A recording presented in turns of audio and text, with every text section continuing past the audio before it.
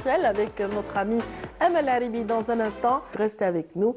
Et tout de suite, comme je vous ai promis au départ, c'est un point météo qui ouvre cette édition de Bonjour d'Algérie. C'est avec Amel Haribi.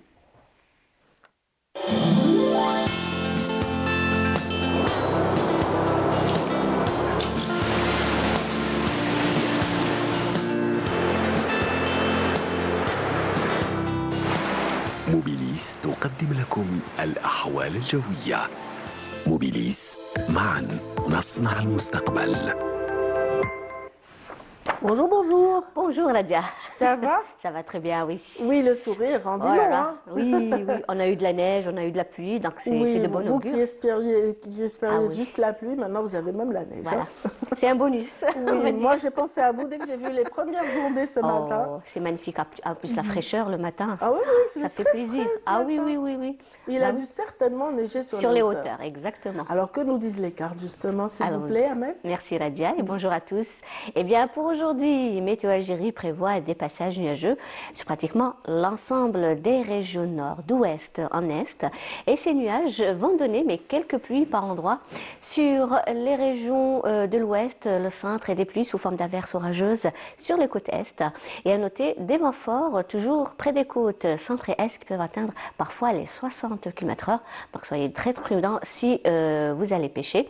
Et aussi le facteur le plus important, c'est les flocons de neige sur les hauteurs du centre-est et l'est du pays, plus exactement à des altitudes entre 1100 et 1200 mètres, vers les wilayas de Tizi Ouzou, également Bourg-Bourg-et Sétif. La moitié sud, eh bien, rien à signaler, le temps restera dégagé à partiellement voilé et à noter des flocons de sable vers le Nord-Sahara, les oasis, le nord du Sahara oriental, l'extrême sud, le Hégard et le Tassili.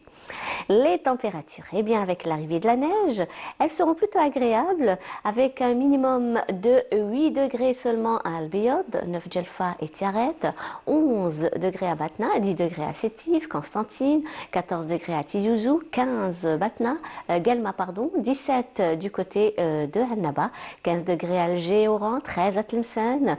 Au sud, eh bien on relèvera 17 degrés seulement à Gardaya, 19 Béchar, Biskra, 23 à Ilizi, 25 Tamanrasset, Adrar, 24 degrés à Insalah, Tindouf, 26 degrés à In Gazam et le maximum cette fois-ci à Bodj Bedji Mourtar avec 27 degrés. La mer aujourd'hui, eh bien, elle se montrera très agitée sur les côtes centre et est, agitée sur les côtes ouest, avec des vents qui vont arriver jusqu'à 50 km/h sur les côtes centre et est, et les vents seront de secteur ouest à nord-ouest, et 10 à 30 km/h sur les côtes ouest, et les vents seront variables. Et on termine ce bulletin avec l'éphéméride. Pour aujourd'hui, eh bien, le soleil se couchera vers 17h32. Et pour davantage d'informations, bien sûr, vous pouvez consulter les sites de Météo Algérie. Passez une excellente matinée avec la suite de programmes sur Bonjour d'Algérie et à tout à l'heure midi.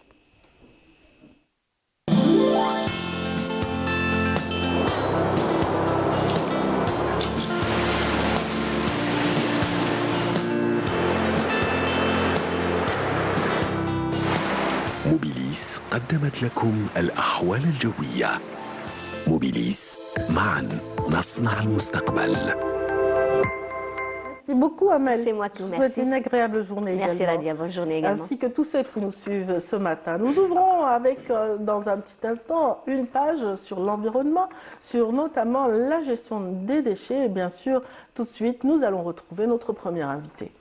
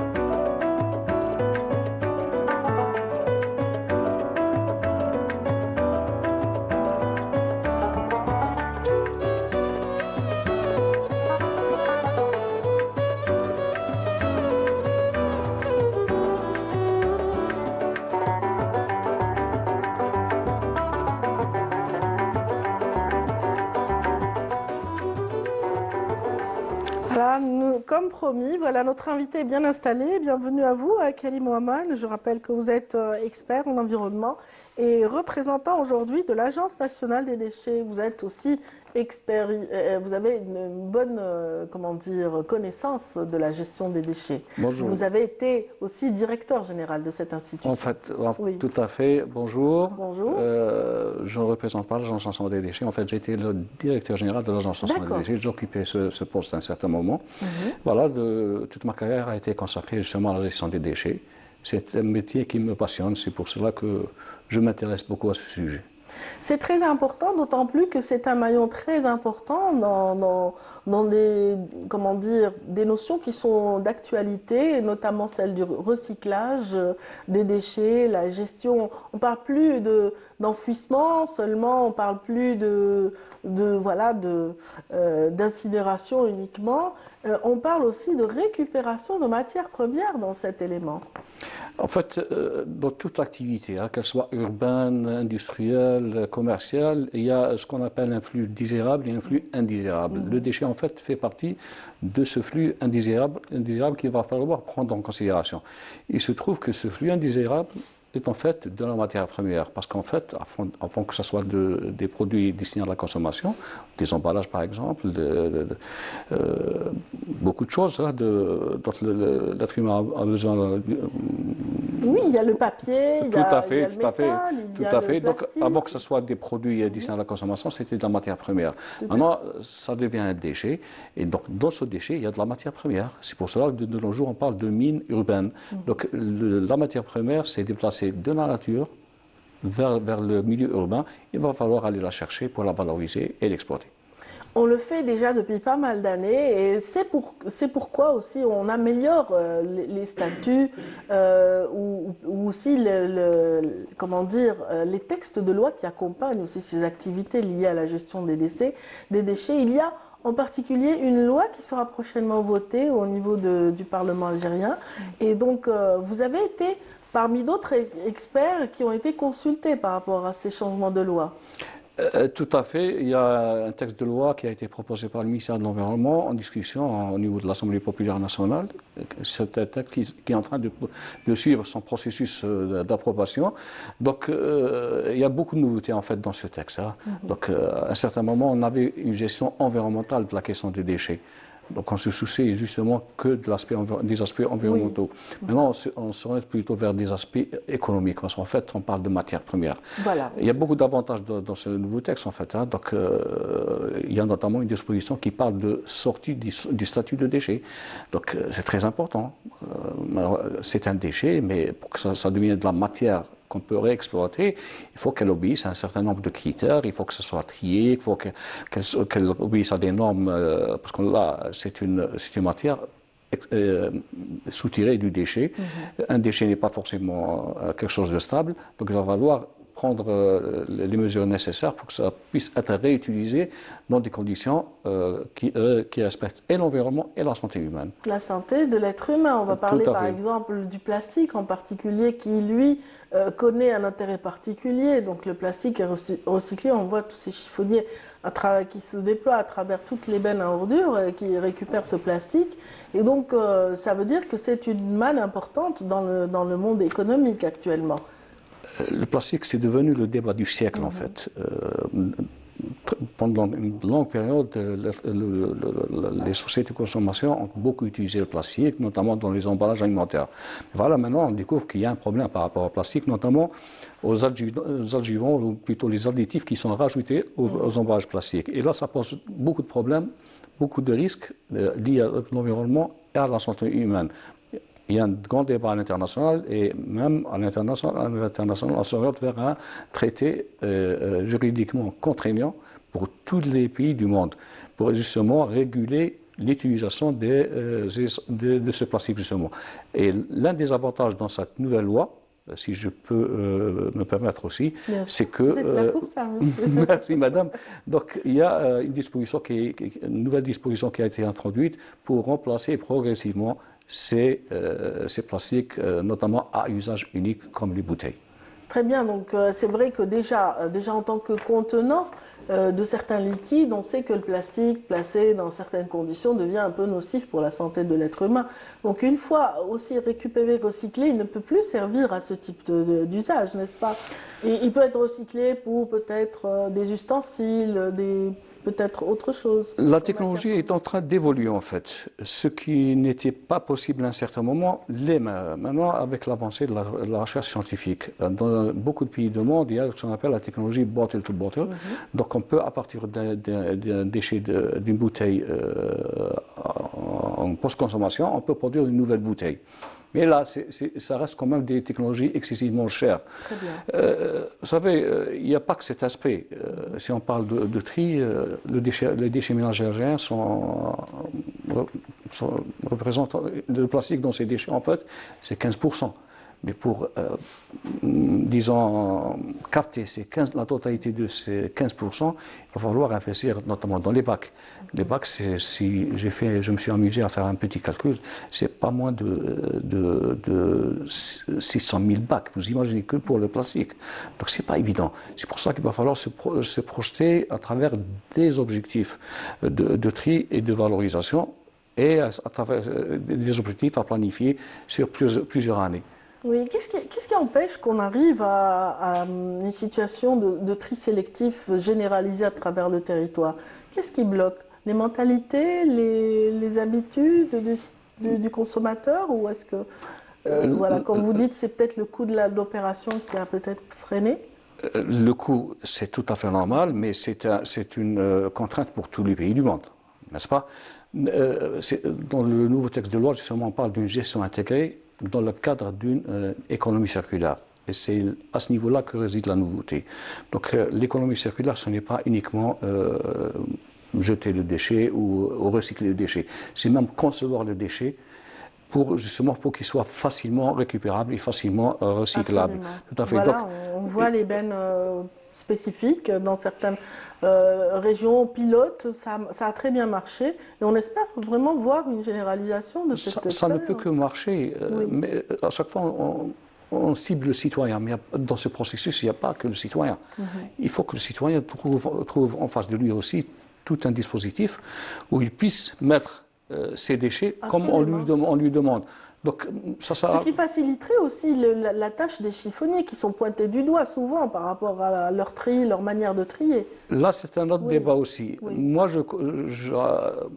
à mon sens, ce sont de véritables entrepreneurs. Maintenant, il s'agit de les valoriser. C'est des gens à métier. C'est pour ça que voilà, le tri en amont Ils le connaissent parfaitement. pourrait les aider. On n'a pas besoin de leur apprendre le métier. Ils connaissent parfaitement. Maintenant, il va falloir leur donner le cadre idoine pour qu'ils travaillent dans un cadre de transparence et de sécurité. Et de sécurité pour eux et pour la société aussi.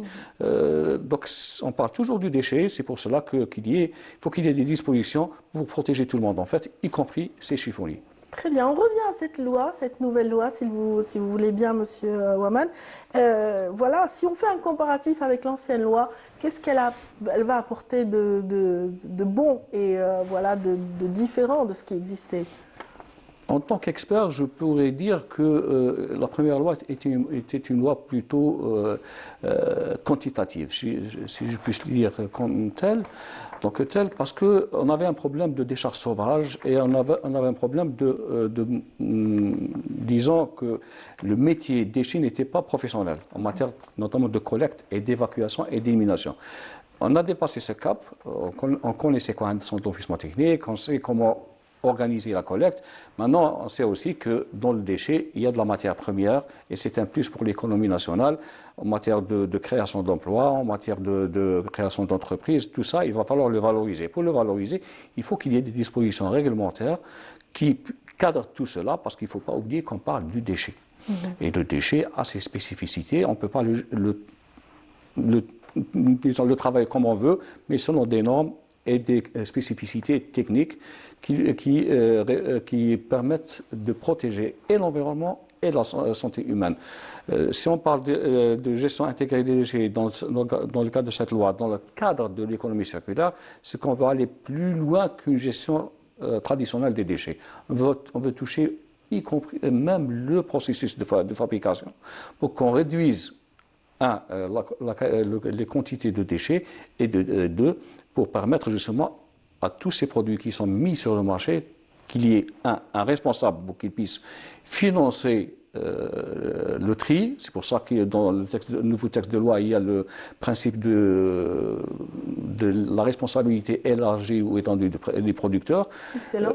Si moi je suis un consommateur, j'achète une bouteille d'eau minérale, moi en tant que consommateur, j'ai acheté l'eau minérale, je n'ai pas acheté la bouteille, n'est-ce pas? Donc c'est pour cela qu'il y a cette responsabilité qui est consacrée dans ce nouveau texte de loi. Donc le producteur doit aussi contribuer. Participer à cette évolution. Moi je dirais plutôt contribuer à tout ce processus, et je vous laisse imaginer le nombre d'emplois qu'on peut créer, le nombre d'entreprises qu'on peut créer à travers ce schéma. C'est pour ça que vous parliez tout au début d'économie et de changement de statut pour la gestion du déchet, qui devient une économie des matériaux et de matières premières. C'est de la matière première en fait. Merci infiniment en tout cas pour cet éclairage, et on souhaite bon vent. On est sur la bonne lancée en tout cas pour la gestion des déchets. On ne peut que l'être. Le déchet maintenant est vu en tant que dans ses aspects économiques et sociaux. Oui. Et voilà, donc quand on parle d'économie et des aspects sociaux, ça ne peut que motiver et intéresser les gens. Absolument. Merci beaucoup, Karim Oman. Monsieur Karim Oman intervenait à l'instant en qualité d'expert en environnement, spécialisé en gestion de déchets, ancien directeur justement de l'Agence nationale des déchets et représentant du ministère de l'Environnement. Merci infiniment pour cette intervention. Et tout de suite, sans plus tarder, on va ouvrir une page culturelle qui commence d'abord par un reportage signé Naïm Al-Walish qui nous fait découvrir un héritage, le tapis de Barbar de Khanchla en l'occurrence. Et puis nous retrouverons nos invités juste après. Enveloppés dans leurs habits séculaires, les artisanes adoptent les mêmes attitudes que leurs aïeuls pour tisser l'illustre tapis babar du nom du village à 30 km de Khanchla. Les femmes travaillent assises selon un rite et un process immuable qui débute par la laine qu'on lave et qu'on blanchit, puis la teinte avec les mêmes pigments naturels depuis des siècles et enfin le tissage.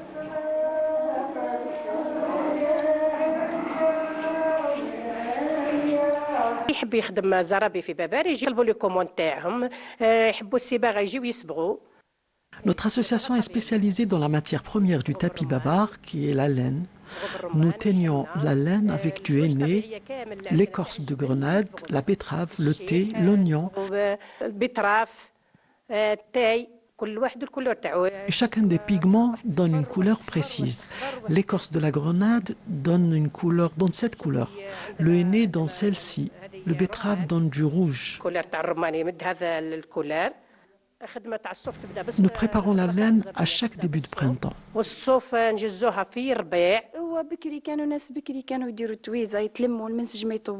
Après la teinture, nous passons au tissage. Avant le tissage se faisait en groupe. Les gens se solidarisaient pour monter un tapis. Mais à présent, il n'y a plus la tuisa. On passe donc beaucoup de temps à confectionner un tapis, surtout quand on est en solo. On essaie coûte que coûte de garder ce patrimoine qui nous représente et représente notre village.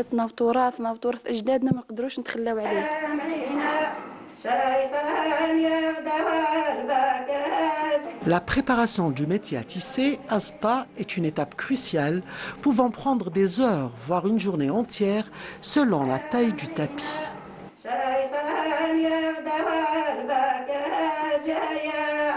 درك انا راني نخدم قاعده نخدم في السفاحه هذه عباره على الخيوط هذا هو الاساس تاع المنسج. Ce que vous voyez là, on appelle sfaha, c'est ça le socle du métier à tisser. S'il n'y a pas ça, il n'y aura pas de métier à tisser. Avant de commencer, on arrose notre métier de bonbons pour que le tissage soit aussi léger que doux.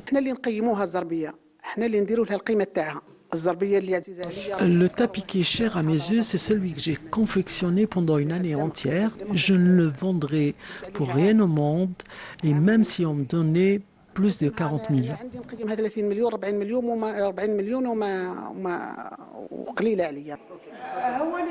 Certes, il est de plus en plus rare que le tapis babar, à cause de sa cherté, trouve acquéreur. N'empêche, des ateliers de tissage existent dans le village où l'art de tisser est si ancré qu'il se transmet de génération en génération.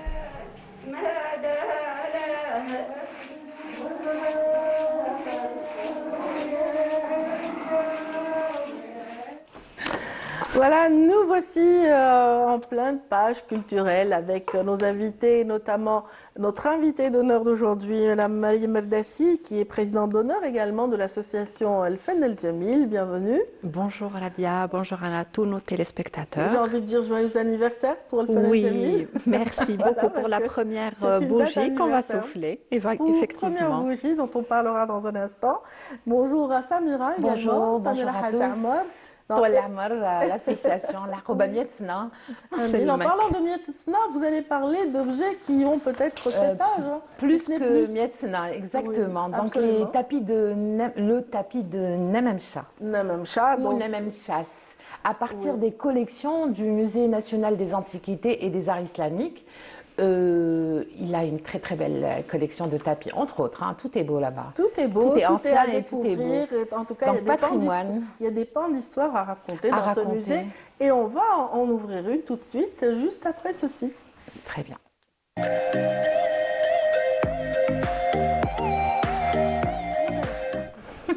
Alors, un memcha. Alors voilà, c'était une colle. C'était une Je me colle, suis voilà. rendu compte qu'elle avait du mal avec le mot. Le Donc, memcha, alors on le répète. Exactement, de la tribu des Voilà, c'est Nememcha, une très- voilà, très qui bonne s'étend de Khenchla à Tébessa, d'est en ouest, et puis du nord au sud, en passant par le Babar, donc le Babar qu'on vient de voir. C'est une tribu. Le Nememcha, avant d'être un tapis, c'est d'abord une tribu, des membres d'une tribu, des familles, un savoir-faire, un patrimoine qui se transmet. Alors, c'est pas que les femmes, hein, c'est les femmes et les hommes, mais les femmes surtout. C'est elles. Enfin, on a pris l'habitude que ce soit les femmes qui tissent, mais elles ne tissent pas tout de suite. Donc, toutes seules, pardon. Donc, presque dans toutes les grandes familles, en fait, des Nememcha. Oui, Très bien. l'initiation se fait déjà à l'enfance. Hein. On apprend quelques gestes avec la grand-mère, la maman, etc.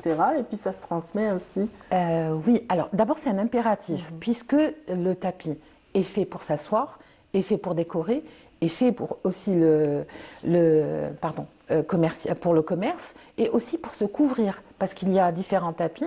Et chez les Nememcha, c'est pas différent que chez les Harakta ou chez les Agardaya dans le Mzab. Donc il y a d'abord une utilité sociale à l'intérieur de la maison. Ensuite, c'est dans un rapport de commerce, donc de vente.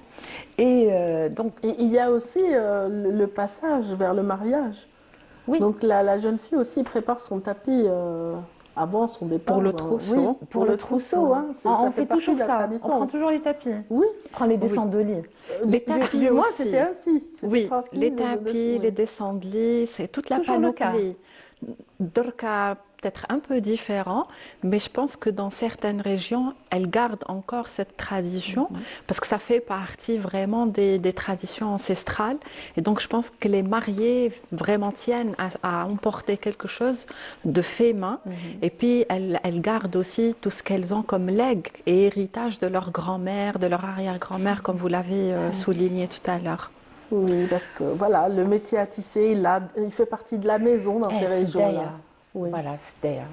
C'est comme ça qu'on l'appelle en arabe. Donc, quelques membres de la tribu des Nememcha font un passage à Babar. Donc, Très bien. pour d'abord rencontrer les Rikem. Le Rikem est celui qui a gardé la mémoire de la forme, de la géométrie. C'est celui qui montre aux femmes comment l'ordonnancement des fils en laine. qui nouent et qui, en fait, l'ordonnancement des motifs, parce qu'il y a des motifs.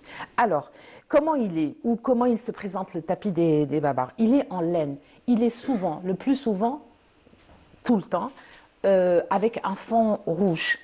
Il est en laine, bien sûr. En haute laine des fois aussi. Haute laine, bien sûr.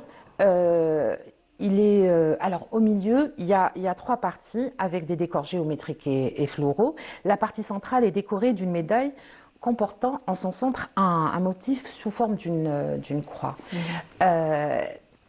Avec une fleur stylisée. C'est comme ça Vous parliez du reggam. Reggam, c'est celui qui vraiment donne la codification par rapport à ces fils qui ont l'air voilà, difficiles à appréhender parce que voilà, vous avez vu le nombre de fils qu'il y a sur un métier. J'ai envie de dire que le reggam est le maître designer.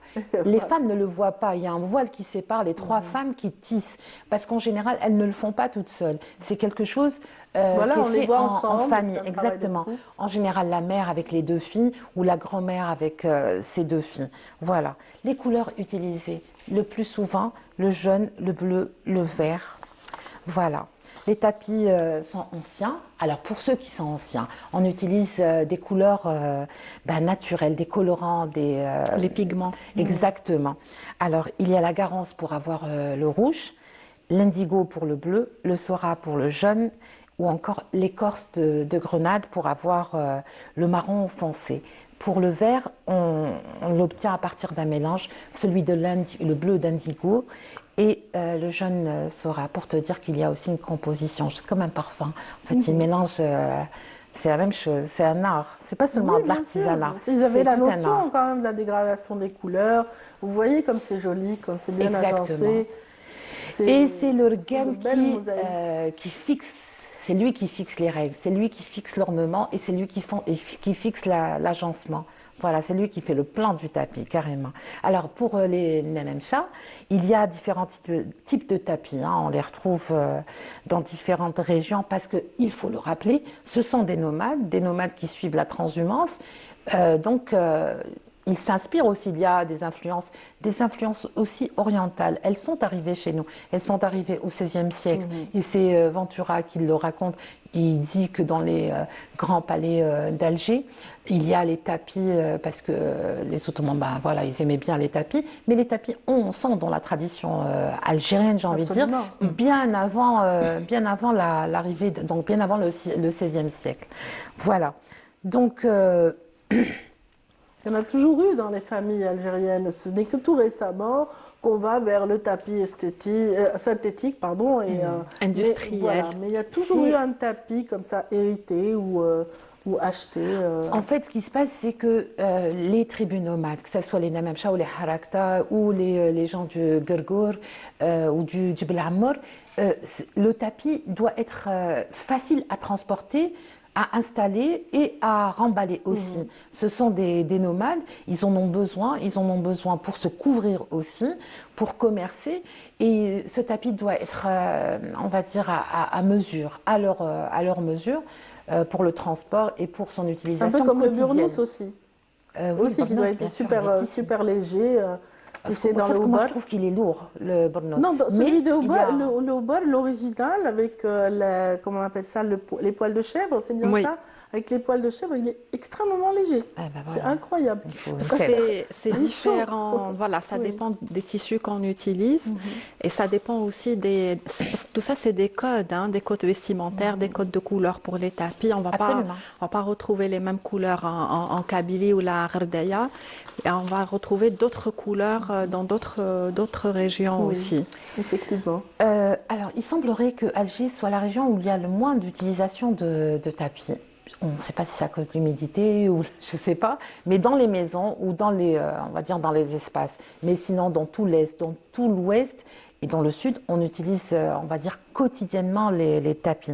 Voilà, je voulais juste rappeler il y a différents types de tapis pour les Nememcha, pour la tribu des Nememcha. Alors, il y a le Orda, pardon. J'ai réussi à le dire. Draga, il y a le Hanbel, mais il y en a aussi à Tlemcen, le Hanbel c'est connu. Il y a le Haouli. Voilà. Il y a autant de variances pour son utilisation dans la vie, dans la réalité de la vie. C'est-à-dire s'asseoir, se couvrir, ça peut être ou simplement en guise de décoration. Je voulais rappeler qu'en 1968, Algérie Post a dédié un timbre au tapis Nememcha. Il est très beau, si Amira veut bien le montrer. Et il a été imprimé à plus de 500 000 exemplaires. أنا عندي واحد في la collection تاعي. Oh, c'est excellent. C'est bien. Voilà. Alors voilà, le voici, le tapis Voilà, de il Mancha. est, entre autres, hein, il y a plusieurs variantes. Voilà, il a été, celui-là, édité à 500 000 exemplaires. Voilà.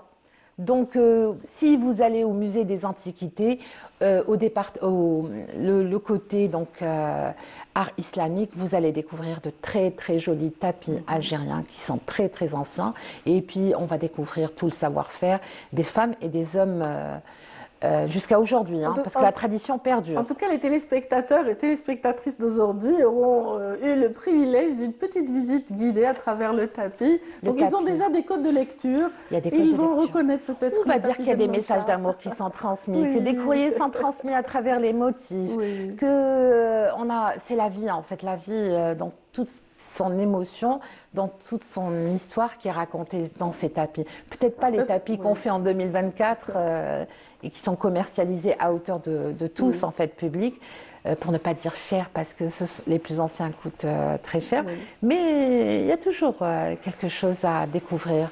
Avec des secrets ou des petits messages Et une d'amour. envie pour aller visiter le musée des Antiquités. Il est très beau le musée des Antiquités. Oui, Et puis il est juste pas très loin de chez nous, de la télévision. Absolument. En tout cas, si vous aimez la musique classique algérienne aussi, une belle occasion s'offre à vous ce jeudi.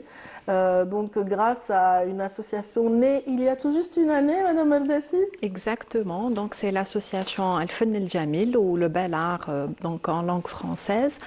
Donc, elle est née, ça fait une année, donc en octobre 2023. Mais bon, comme c'était la rentrée et tout, donc on a décalé un peu. Donc, on va fêter, on va souffler ensemble donc la première bougie de la création de l'association ce jeudi 12 décembre à partir de 18h au Palais de la Culture Moufdi Zakaria. L'entrée est libre, donc nous vous invitons à venir participer et partager avec nous ce moment musical agréable. J'espère qu'ils seront nombreux à vous rejoindre, Inch'Allah. Et puis, il y a aussi une très belle symbolique lors de cette célébration, puisqu'il y a une belle transmission entre les différentes générations. Vous avez invité la doyenne des associations à cet événement.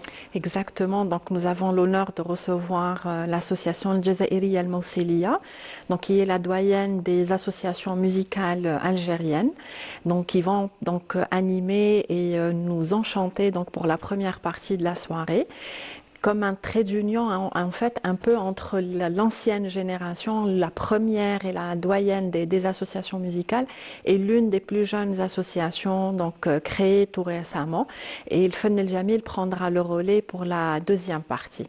Voilà, le bel art qui met en valeur la crue de cette année. Donc, il y a 3 paliers dans la formation chez vous, n'est-ce pas? Exactement. Donc ça, c'est le palier supérieur qu'on va découvrir. Exactement. Donc, on a donc 3 classes. Donc, la classe d'initiation, la classe intermédiaire et puis la classe supérieure. Le chef d'orchestre, c'est Cheikh Abdelhadi Boukoura, que vous connaissez tous. Absolument. Donc, tous les téléspectateurs le connaissent. Et puis, donc, ça va être la classe supérieure qui va représenter un peu le travail donc d'une année. Et puis, donc, les classes d'initiation et la deuxième classe, on les aura sûrement pour l'année prochaine, le temps qu'ils s'initient un peu plus encore à cet art ancestral et musical algérien. Voilà, même si c'est une jeune association, mais son orchestration a pris part à plusieurs événements en cours d'année, n'est-ce pas? Exactement, donc on a pu participer donc à des festivals, on a pu aussi animer des soirées Ramadan ou des soirées un peu plus officielles. Et là, on va aussi participer après le 12, donc le 25 décembre, donc on va faire l'ouverture du festival Arobi à Blida. Donc on continue un peu le travail, donc d'abord des répétitions et puis aussi du legs et de la transmission de ce patrimoine qui est cher à nos cœurs. Bon, j'imagine qu'en tant que nouvelle association, c'est difficile de prendre ses marques avec des associations beaucoup plus anciennes qui ont vraiment un ancrage dans la formation. Mais vous avez, je pense, trouvé des partenaires très, très sympathiques pour vous accompagner. Exactement. D'abord, au sein de l'association, on a plusieurs anciens anciens donc musiciens qui viennent d'autres associations, notamment les Beaux-Arts, et puis de nouveaux arrivants, donc de nouveaux membres et adhérents de l'association. Et là, nous logeons effectivement à l'Arc, donc à la villa Dar Abdeltaif, qui est notre partenaire depuis le mois d'octobre. Donc nous bénéficions d'un atelier là-bas, et donc c'est vraiment un partenariat qui est bénéfique pour les deux en fait. Donc nous, on a la chance de répéter dans un endroit magique, un endroit qui est vraiment toujours ouvert aux artistes. Voilà, on les exactement, résidence d'artistes. Et puis aussi le fait de pouvoir vraiment être accessible aussi au public, parce que des fois on est dans les répétitions et on va passer donc des personnes qui viennent pour des visites d'expositions comme ça. C'est un monument historique quand même. Exactement. Et puis la dernière fois, pour la petite anecdote, on était en pleine répétition et donc on va rentrer un couple, donc on les a invités, ils sont rentrés, ils ont assisté à la répétition. Ils nous félicitent à la fin et la dame se présente. Ce n'était que la petite fille de Abdeltaif. Et c'était un truc extraordinaire. Émotionnellement parlant, elle était avec son époux qui était son cousin aussi. Donc on était dans une ferveur comme ça et puis c'était quelque chose يعني ما حسيناش يعني هكذا يعني ça devait être magique. Voilà, je ne retrouve pas les mots parce que c'était magique de voir. Elle a même fait un ouvrage sur la villa Abdeltaif. Elle est venue au Bonjour d'Algérie. Exactement. Elle est architecte, elle est enseignante, peut-être à la retraite maintenant, à l'EPO. Oui. Voilà. Voilà, vous connaissez l'histoire. Moundia. Exactement. Et puis c'était quelque chose de très important pour nous aussi de l'avoir parmi nous. J'espère qu'on l'aura aussi le jeudi. Et c'est une façon aussi de faire connaître aussi aux jeunes générations. Exactement. Donner de la vie à un lieu pareil. Aussi animé à l'époque où ils ont été créés. Exactement. Ce sont des palais d'été. C'est un palais d'été qui devait avoir aussi ces moments de joie et d'échange musical. Et nous invitons les téléspectateurs à aller donc visiter Dar Abdeltaif parce qu'il y a beaucoup d'expositions là-bas. Ils organisent beaucoup d'événements et puis de passer aussi par l'association Le Bel Et d'abord aller au Palais de la Culture, non? Oui, là, déjà le 12. Le 12 déjà. J'espère que vous serez nombreux à encourager donc, cette jeune association Le Bel Art ou El Fan El Jamil. Donc, qui sera donc, sur la scène aux côtés de Jazairiya El Mousselia. C'est bien ça. Voilà. Exactement. En tout cas, voilà, vous faites partie de cette locomotive. Donc, vous êtes la présidente d'honneur de cette association. Vous avez été ministre de la Culture et des Arts à un moment de votre parcours, Madame Eldassi. Donc, j'imagine le regard que vous apportez à toute cette jeunesse qui est assoiffée justement de culture. Oui, c'est une nouvelle expérience en fait. Moi, j'ai déjà organisé des événements culturels auparavant, donc notamment à Constantine. On vous a d'abord connue en tant qu'éditrice. Et autrice également. Exactement, dans l'édition aussi. Et là, avec l'association, c'est vraiment être en rapport direct avec une nouvelle génération que je découvre d'ailleurs, qui m'étonne à chaque fois et je suis agréablement surprise par leur attachement à notre patrimoine, par leur engouement et puis leur soif d'apprendre, parce que pour nous c'est vraiment une mission de transmission de notre patrimoine culturel algérien pour pouvoir le préserver aussi, et c'est grâce à eux, parce que nous en général, tout le monde connaît que la musique classique algérienne ou musique andalouse comme aiment les gens l'appeler plus communément, c'est une transmission orale. Donc c'est aussi ça le rôle des associations, c'est vraiment de pouvoir former et de pouvoir préserver le maximum cet art qui est très très important pour nous, et en espérant que Quel son ancrage dans notre identité. Exactement. En espérant que les prochains dossiers qui vont être déposés à l'UNESCO puissent aussi prendre un peu en charge tout ce legs, parce qu'il y a beaucoup de choses à enregistrer. Exactement. En tout cas, tu as bien fait de me rappeler qu'elle était éditrice, et donc justement en qualité d'éditrice. Elle est venue au Bonjour, à Canal Algérie en tant qu'éditrice en 2014. En tout cas, l'émission Pourvu que ça dure. Je sais pas si ça me permet aussi de rendre hommage à feu son papa, donc à Abdelmajid El-Modès Allah yarhamou, dont le travail continue d'être préservé grâce à vos efforts d'éditrice, puisque un nouvel ouvrage est sorti récemment aussi là, الحكومة المؤقتة للجمهورية الجزائرية, donc le gouvernement provisoire de la République algérienne, donc عهدة تاريخية 19 septembre 58, 3 août 1962, donc traduit par Lamia Mseli. Oui. Mseli, et donc c'est les éditions Hibr bien sûr qui ont traduit cet ouvrage très important qu'on présente justement à la veille de la célébration du 11 décembre 1960. Voilà. Donc on a été vraiment ravis de vous avoir parmi nous, Mariam Meldassi. Le plaisir est pour Voilà, moi. je rappelle que vous êtes la présidente d'honneur de l'Fem El Jamil, cette association donc, qui célèbre donc une année d'existence. C'est au Palais de la Culture ce jeudi. Je pourrais rajouter quelque chose, c'est que les images qu'on a regardées tout à l'heure des tapis, je les ai puisées à partir d'un travail qui a été fait par un réalisateur de la télévision algérienne, Abdelrahman Batouche. Donc je rappelle le travail de documentation et de mémoire de la nation qui est effectué par tous les travailleurs de la télévision algérienne à travers ce travail justement de documentaire. Il a été fait donc par Abdelrahman Batouche, oui. C'est un 52 minutes. On peut le retrouver peut-être, on peut le regarder. Inch'Allah, il va être rediffusé. Voilà. Inch'Allah, Amin. En tout cas, restez avec nous, mesdames, messieurs. Merci beaucoup. On va donc dire au revoir à Madame Meldassi, dire au revoir à Samira. Oui. Et voilà, en attendant l'arrivée des prochains intervenants, tout de suite une petite pause musicale avec, je ne sais plus.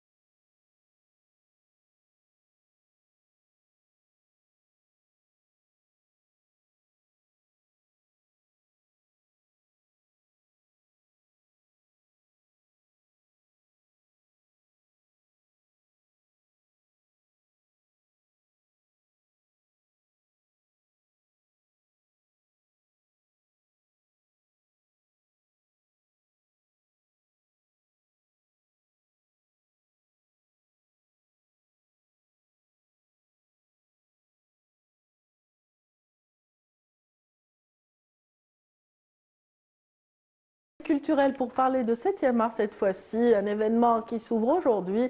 Et pour en parler, nous avons le plaisir de recevoir Madame Iman Hadras, qui est chargée du bureau cinéma auprès du ministère de la Culture et des Arts. On est ravis de vous avoir parmi nous, Iman. Bonjour Faiza, merci pour l'invitation. Faiza, c'est ma collègue. C'est Pardon, Radia.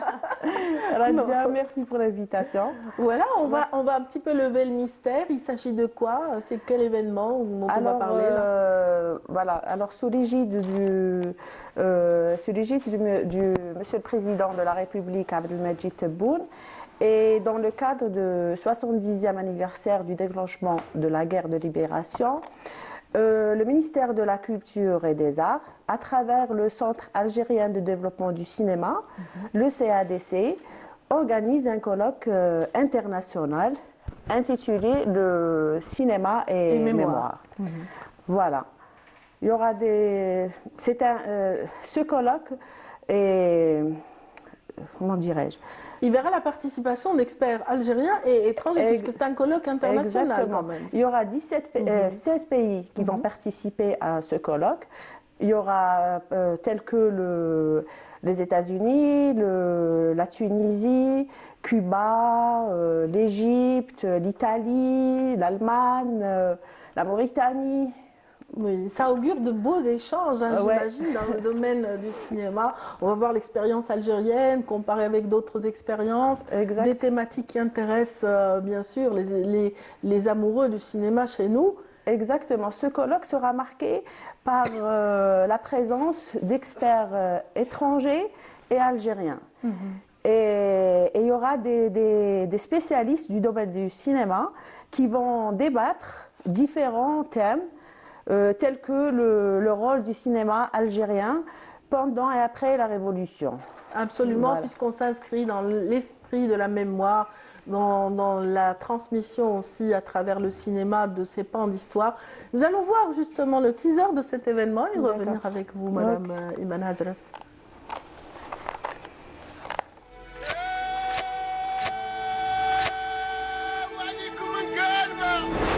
تحت رعاية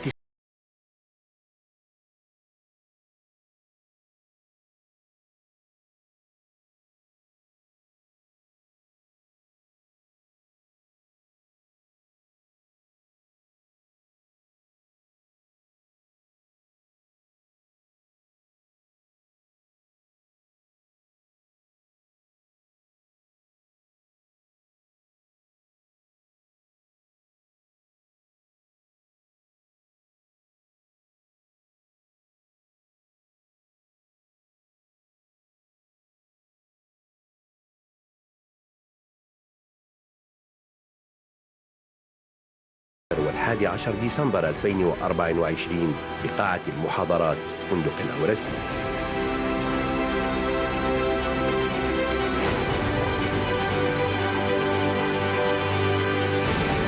ما ترفعش عليك وتوقف.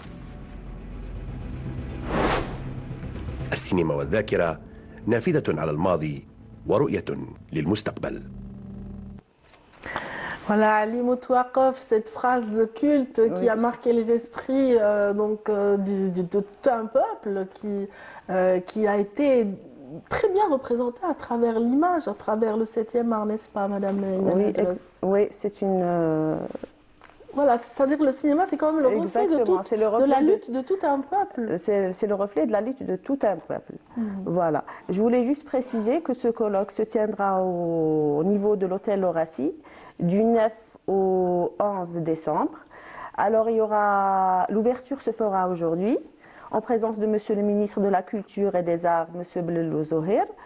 Et il y aura des conférences durant ces 2 jours. Aussi, il y aura des hommages. Voilà. Oui, absolument. On va citer justement ces hommages, mais il y a aussi des ateliers qui sont organisés. Il y a en des marge de- conférences qui sont programmées pendant ces 2 jours. Alors, il y aura des hommages rendus aux réalisateurs algériens et aussi... Pour leur contribution, comme Rachid... Exactement, comme Rachid Bouchareb, Ahmed Rachidi, entre autres, Ben Ammar Bakhti, Ammar Al-Askari, Tahar Hammaj, ainsi que d'autres grands noms étrangers. qui ont soutenu la révolution algérienne, tels que René Vauthier, Steven Labudovic et Gillo Pontecorvo pour la bataille d'Alger. Pour le réalisateur de la bataille d'Alger. Absolument. Voilà, en général, ce qui va... Voilà, ce sont un petit peu les grandes lignes. Ça démarre aujourd'hui, donc vous l'aurez su. Et bien sûr, tous les amoureux du cinéma, tous les amoureux du cinéma liés aussi à la mémoire et à ces pans d'histoire qui ont été si bien racontés. On a vu les icônes défiler dans ce teaser et ça donne toujours la chair de poule de revoir toutes ces personnes, en tout cas. On a été ravis de vous recevoir, Iman Hadjres. Merci beaucoup pour on vous souhaite bon vent. J'imagine que vous êtes vraiment pressé de rejoindre toute cette équipe qui a travaillé justement à l'organisation de ce colloque international intitulé Cinéma et Mémoire. Voilà. Merci beaucoup pour votre présence. Merci beaucoup pour l'invitation. Je vous remercie. Et dans un petit instant, nous allons ouvrir une page de sensibilisation et au danger de la route dans Safety Road avec notre ami avec Hasna Zoberi, Hasna Zoberi qui arrive avec son invité dans un instant après ceci.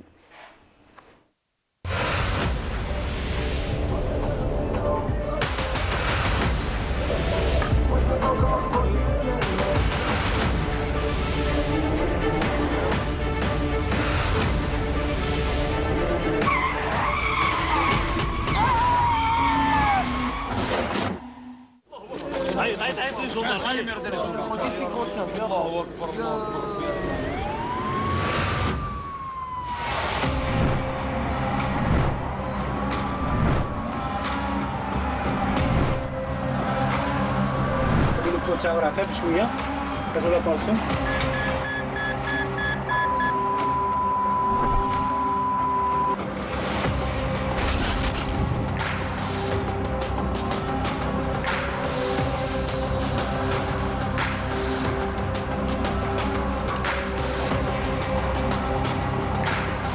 سي بون راه عايش لا سي بون عنده لو بون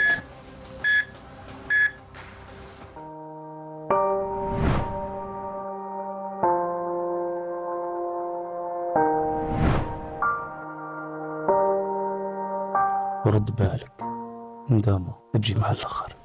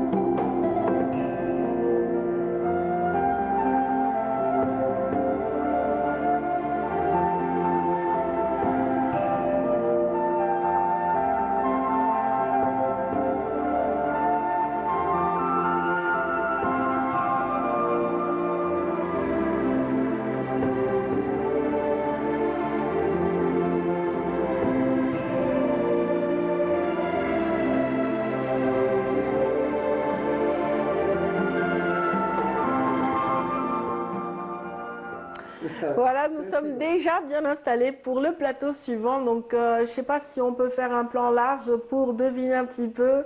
Voilà, c'est la surprise de cette matinée offerte par Hasna Zoberi. Bonjour. Bonjour Aladia. Ça va? Oui, alhamdoulilah, très bien, parfait. Voilà, notre invité aujourd'hui garde son mystère avec lui. Oui, comme toujours, comme de coutume. Voilà, le Moutar al-Marfi, c'est un petit peu comme ça qu'on le connaît sur la toile. Et on va en parler dans un instant dans Safety Road après ceci.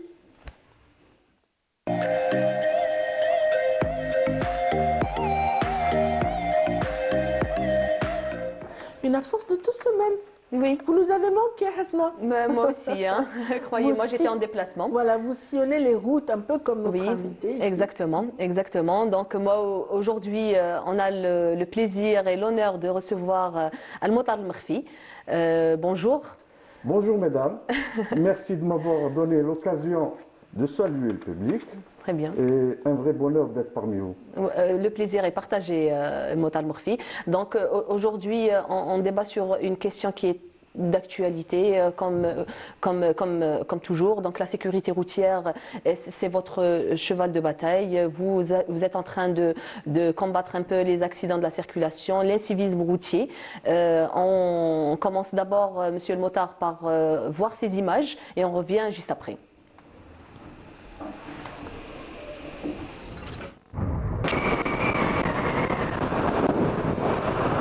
ما خفتش عليها ما خفتش عليها انا خاف عليها دير لها كاسك دير لها كاسك هي ما نسيتهاش ديتها معاك خاك تضحك على خير ساعة الكاسك والله خوتي قال لك يطيح الليل يطيح القدر كل واحد وين قاري كل واحد وين حابس ادروات اغوش تو سا بور اون غلاس Oui. Voilà, c'est très anecdotique quelque part, mais c'est vrai que ça réveille les consciences. Exactement, donc c'était un peu son travail sur les réseaux sociaux, sur la toile. C'est un peu pour sensibiliser certains comportements qu'on voit sur nos routes. Venez de voir une mosaïque de mes interventions routières, on va dire. Malheureusement, madame, ce que nous voyons ces jours-ci de tout temps, c'est un tremplin d'incivilité, on va dire. Moi, ce que je souhaiterais qu'il y ait un tremplin de civilité, par contre. Voilà, c'est ce que je souhaite. Un peu de bohème sur nos routes, c'est que et on verra réduire un petit peu les accidents. Les Il faudrait qu'on clone le Motal Morfi peut-être. Oui, il faudrait qu'on vous clone ou alors que vous ayez votre équipe. Beaucoup de Motal Morfi à travers le territoire national pour un peu sensibiliser certains comportements.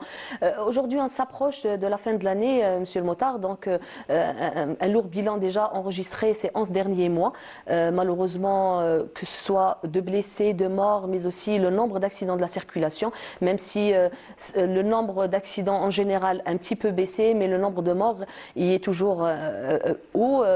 Qu'est-ce qu'il faut faire aujourd'hui justement pour on s'approche de l'année 2025? Madame, vous l'avez bien évoqué. Malheureusement, je le dis, je le redis, nous allons clôturer l'année 2024 avec des accidents routiers hors normes.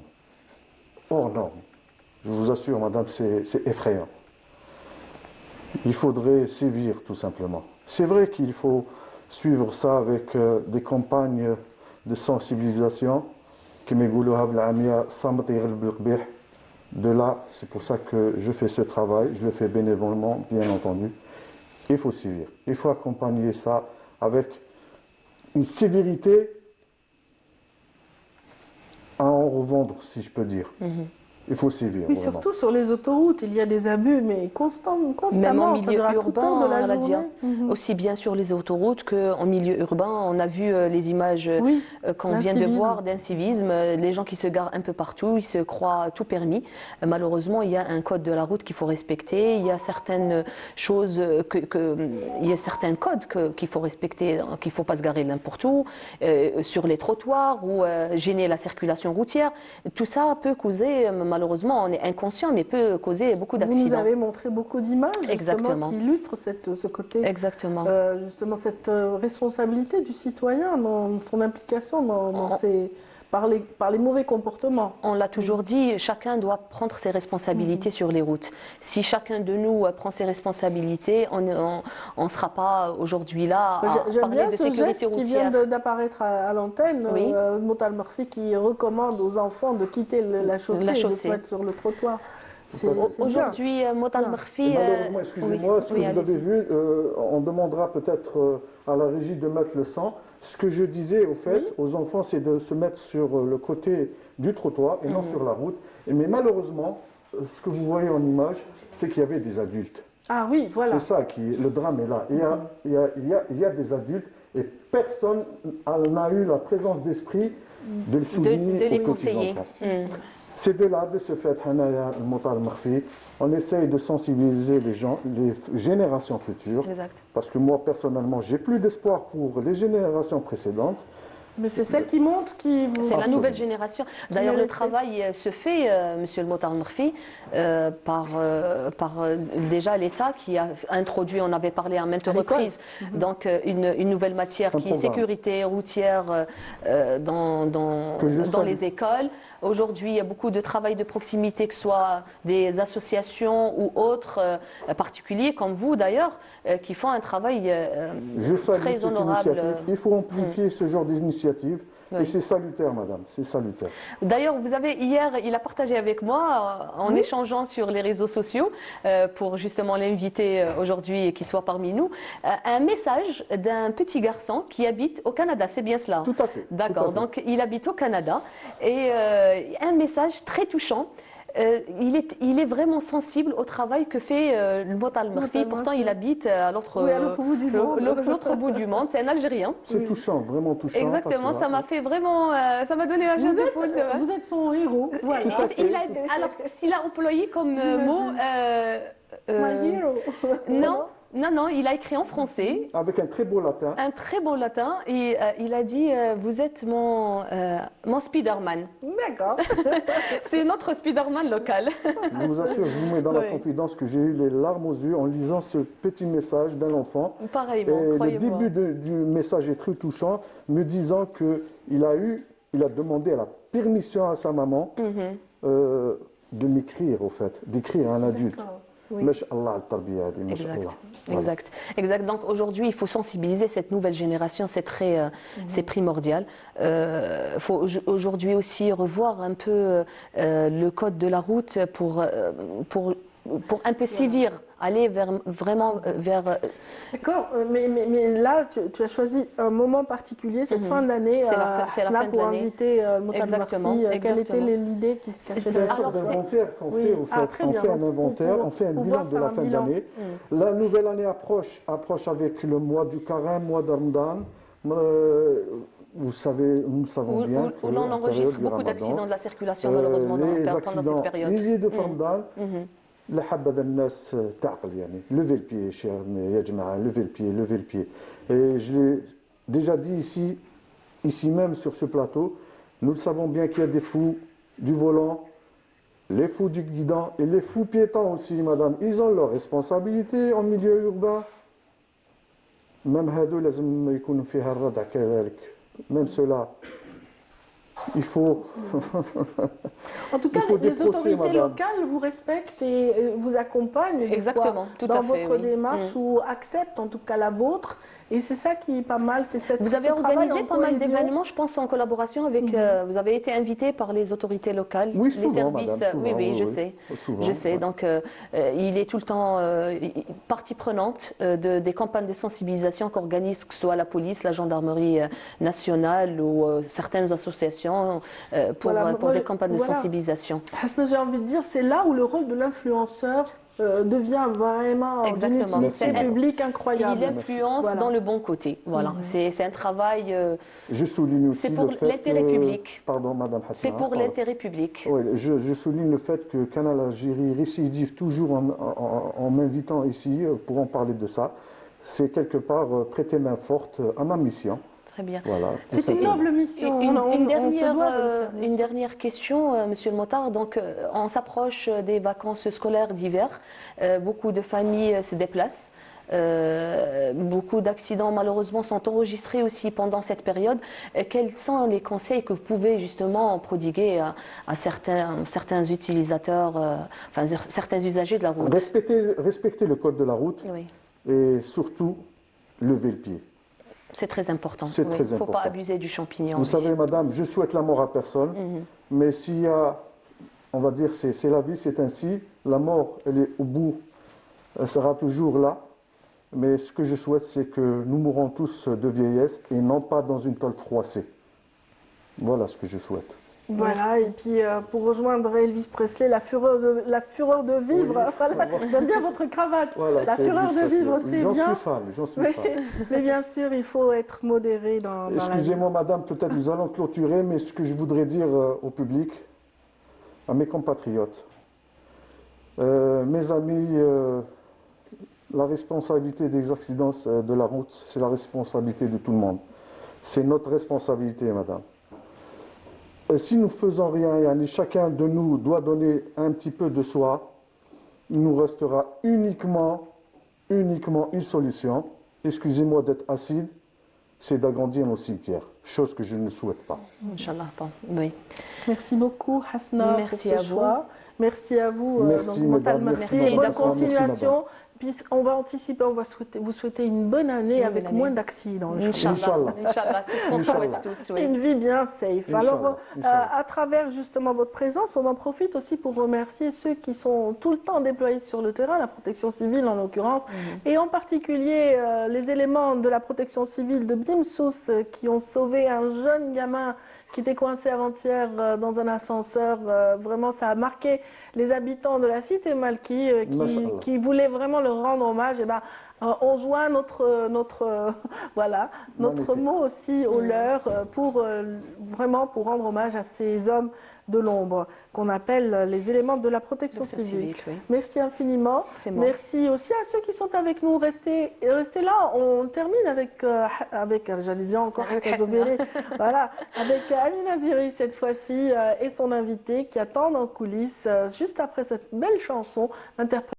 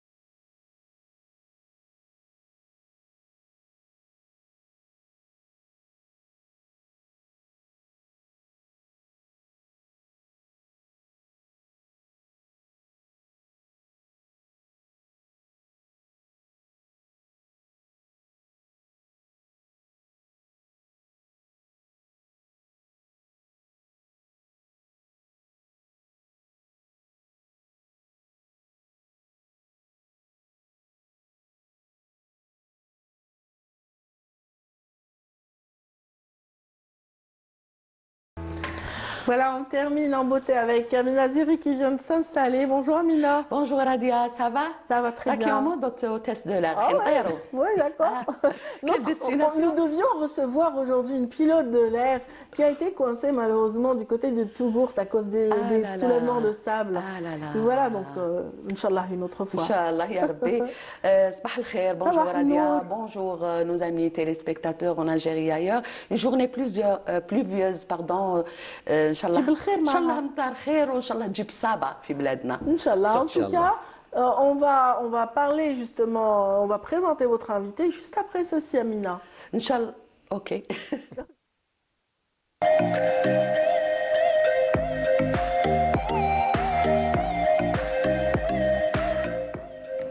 Voilà, c'était votre jingle, Amina. Donc, bonjour. Je préfère commencer avec Zil Klam, avec notre invité. Très bien. Bonjour. Bonjour Radia, bonjour Amina. Tout d'abord, je dis bonjour à nos chers téléspectateurs. Ça me ravit d'être ici parmi vous. Marhaba bik. Alors, je vais commencer en beauté. Je vais commencer par deux زين vers. الكلام. زين الكلام. ونقول الصبر كي المفتاح وصاحبه أصولي. كي السلاح الدايم في وقات حاصله نصبر للرحمن هو العالم بالحوالي والشكوى الغير ومولاه رساع للدلا. يعطيك الصحة. دونك ما جو بريفيري نبداو بالفعل الزين. على بالك واحد كي يسمع هكذا الصباح تسمعي حاجة على الصبار بوتيتر يا دي جون كي ترافيرس دي مومون ديفيسيل دونك كي يسمع فعل الزين دونك تطلعي له المورال ويفرح وبالك يبدا اون تري بيل جورني بالتفاؤل افيك un grand optimisme. Donc moi je préfère donner la parole carrément à notre invité, monsieur Mehdi Felfoul, qui est interprète, compositeur et poète. Donc, interprète, auteur. Compositeur, auteur. Je préfère auteur. Poète, pour moi, c'est trop dit. C'est trop. Marhaba bik, donc Mehdi Felfoul, qui a quand même une carrière artistique très très riche, malgré son jeune âge. Il a commencé dans une association artistique, Ziria. Oui, vous avez sillonné plusieurs associations. Qu'est-ce qu'on peut dire aussi sur Mehdi? Mehdi, vous êtes natif de Mliana, cette très belle ville qui se trouve en Algérie. Vous avez vécu entre Blida aussi, qui a enfanté des piliers de l'art algérien, les Selwa, Abdelrahman Aziz. Tout à fait, absolument. L'artiste Baya aussi. Cheikh Nouni, Rachid Nouni aussi. Ahmed Ben Achour. Une pléiade d'artistes, masha'Allah. Voilà. Donc, j'ai fait le parcours de l'école andalouse. Donc, j'ai commencé par l'association Ziria. Après, ici, on est, comme vous avez dit, sur plusieurs associations. Après, je me suis installé sur une association que je suis devenu même le vice-président de cette association, l'association Diyar al-Andalous de la ville de Blida. C'est vrai que c'est-à-dire j'étais à Miliana, j'étais ici sur Alger, à Blida, j'ai fait mes études d'architecture. Vous êtes de formation architecte. Voilà, donc à l'université de Blida, donc ça m'a permis quand même de connaître, c'est-à-dire les différentes écoles, et ça m'a enrichi, ça m'a appris. Marhaba bik. المهم Radia, notre invité, il est venu, n'est pas venu seul, accompagné de son mandol qui est très très beau, il est très joli. Et puis il nous a ramené ce matin un très beau cadeau, un très beau recueil poétique qui est très très intéressant, n'est-ce pas Mehdi, qui est sorti à l'occasion du SIA, Salon international que vous avez intitulé Hikma wa Aql. Donc aujourd'hui on va se régaler avec ce beau recueil, hein, Radia. Donc, on peut avoir une idée sur ce beau recueil. En fait, ce recueil de poésie que j'ai composé pendant une période de 2-3 ans, c'est un recueil qui accumule plus qu'une vingtaine de poésies, qui parlent des différents sujets de vie, des sujets d'actualité. Je voulais traiter des sujets, c'est-à-dire les sujets qui nous concernent directement. Le Malhoun, comme on connaît, c'est un patrimoine très important, c'est un patrimoine solide qu'on a hérité. Donc on était, c'est-à-dire imprégné de ce Malhoun. Depuis mon enfance, j'aimais le texte, j'aimais les poètes. J'ai toujours essayé c'est-à-dire d'apprendre, de comprendre même la profondeur des textes, pas seulement les chanter comme ça. Bon, après, ça m'a permis peut-être de faire des tentations, des tentatives plutôt d'essayer d'écrire comme les poètes qui nous inspiraient, comme Mahmoud Ben Khlouf, par exemple, le père des poètes algériens. Après ça, petit à petit, c'est en forgeant qu'on devient forgeant. Donc j'ai commencé à écrire, à apprendre. Et je suis toujours dans l'apprentissage, hein, c'est-à-dire on est toujours dans l'apprentissage. Après, j'ai vu qu'il y a un déficit sur les sujets d'actualité. C'est-à-dire qu'il y a plein de textes extraordinaires qui parlent de Madih, par exemple, de Zajjal, de l'amour, de tout ça, mais il y a quand même un petit déficit sur le traitement des sujets en profondeur, les sujets de vie, les sujets qu'on a besoin. Et peut-être c'est des sujets dépassés par les événements. Exactement, hein? Donc, tout à fait, Amina. Vous avez évoqué l'actualité des Algériens. Exactement. Les sujets qui intéressent aujourd'hui qui nous intéressent tous, c'est des conseils, c'est c'est des coups de gueule, si on peut dire. Voilà, donc j'ai suivi cette ligne, j'ai choisi cette ligne, j'ai exploré ce chemin-là. Ce que j'ai aimé et ce que j'ai adoré dans ce livre, Radia, et je te conseille d'ailleurs de le lire, c'est qu'il a été écrit par notre invité Mehdi avec le dialecte algérien, l'Hadja al-Jazairiyya ta'na Derja. D'accord, avec une simplicité, donc ça te donne cette envie de le lire, n'est-ce pas? Ça rend la chose plus accessible, c'est ça. Je pense que c'est une façon aussi de promouvoir notre dialecte. Aujourd'hui, on a parlé récemment de... Vraiment, tu as abordé un sujet très important. Parce que les sujets, le melhoun avant, était un peu compliqué, c'est-à-dire les textes étaient un peu compliqués pour les gens qui ne connaissent pas déchiffrer les textes.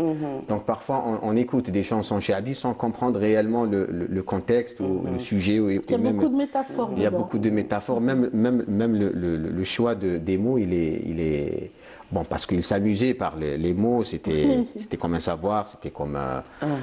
Donc actuellement, pratiquement les poètes, il y en a plein, hein. Moi je salue les poètes actuels, qui essaient d'utiliser, c'est-à-dire un langage très simple, qui est plus accessible à l'écoute, qu'on l'absorbe facilement, qu'on le comprend facilement. Donc j'ai suivi cette ligne et j'ai essayé de donner quelque chose de très simple, mais qui est très profond aussi, c'est-à-dire qu'il y a la profondeur entre les lignes. C'est ce qu'il a fait, Mahboubati, Allah yarhamou, dans les chansonnettes, qui a fait fureur dans la chanson chabi.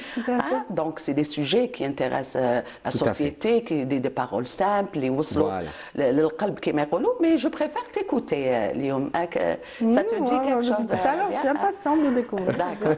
Donc on va écouter un petit morceau. Alors, je voudrais choisir un morceau de ce livre sur un sujet un des sujets que j'ai choisi, c'est le sujet du temps. C'est un sujet très, très pertinent. Donc, exactement. C'est un sujet c'est-à-dire il devient vraiment très, très important. Alors, cette qsida, je l'ai intitulée Khzayn al-Awqat. D'accord, c'est un petit morceau. Juste un petit morceau. Cheikh Maho, Cheikhna, Cheikh al-Blad, Amr Zahi. D'accord.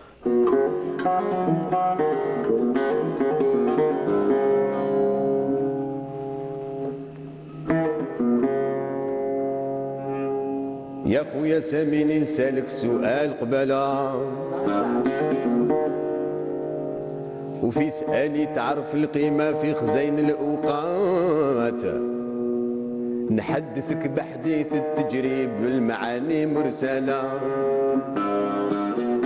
من القطعة طلع لك كنوز مسرار الحياة الوقت ملمومة حسب العمر خزينه مقفولة مع الولادة تفتح وتفيض يبداو الحسبات الرضاعة المشاعر والسنان كي يعدي الحولة بعدها وقوفو يتوازن ويرمي الخطوات بعد عامين وستي في الأسنان تبدا الطفولة يجري يجرب ويزيد علامه بجراح الطيحات اللسان ينطق في الحروف يكرر القوالة والعقل يعلق الدايرين به أهله والقربات والخيال الواسع عند الصبي فكارو تتوالى بالفهامة يترصد كل شي يسقسي بالكثرات 7 سنين تعدي تعلم دماغه سجالة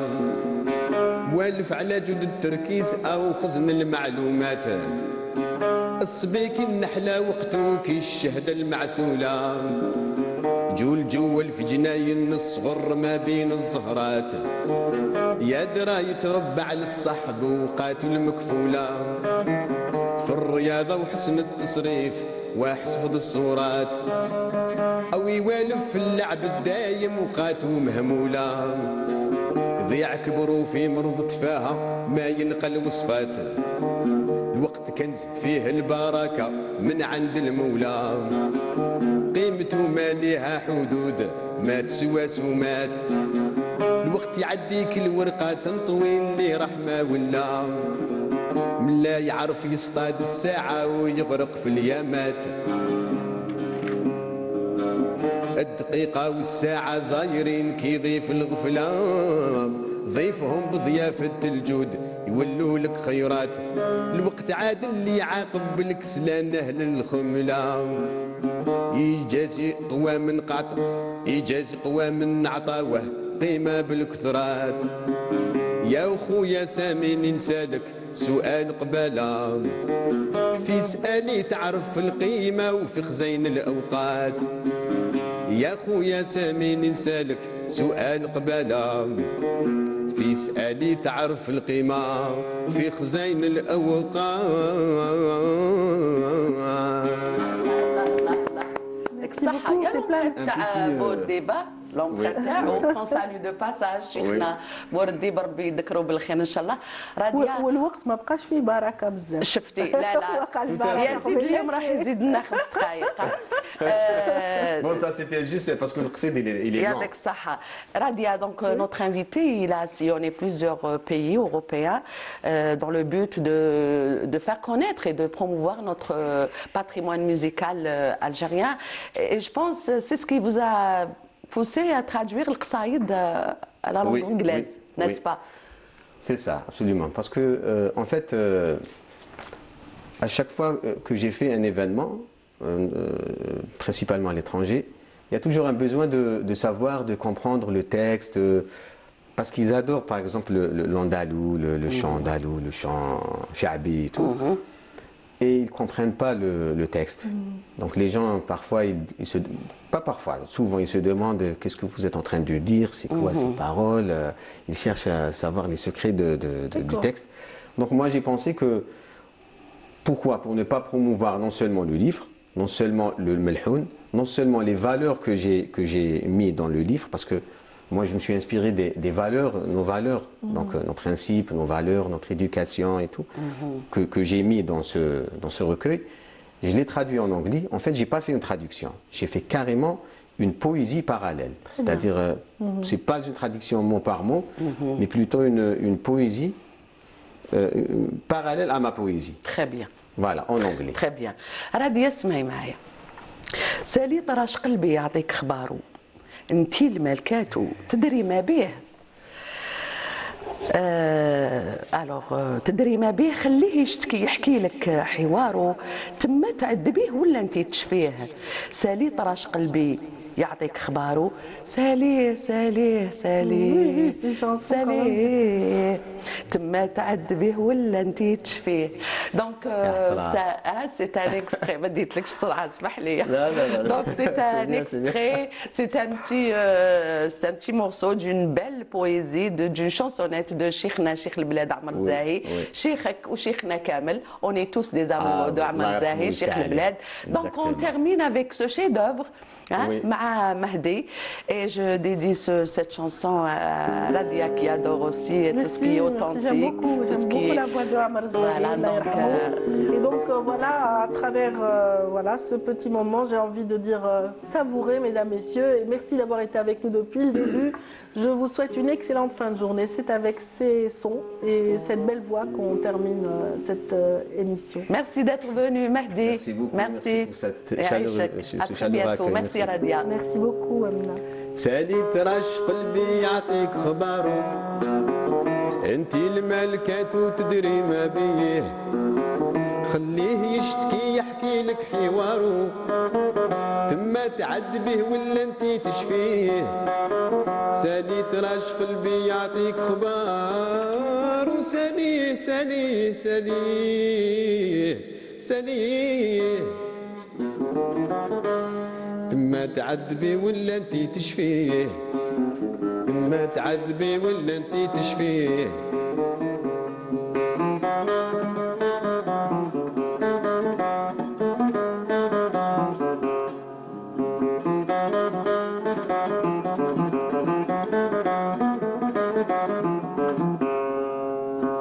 انتي اللي غرامك هيج شواق وشواق وشواق وشواق انتي اللي عذابك زاد زفرات زادوا زفرات زادوا زفرات انت اللي عذابك زادوا صفرات وخذوه زادوا صفرات، انت اللي جمالك هو الخلاق وخلاق وخلاق وخلاق، ماهيش غير مرة كامل مرات كامل مرات كامل مرات، ماهيش غير مرة كامل مرات وخذوه كامل مرات، سالي على حوالي وطفي جمارو، سالي سقسي على حياته راهي تنبيه، مسجون بين حظ ما جاب خبارو.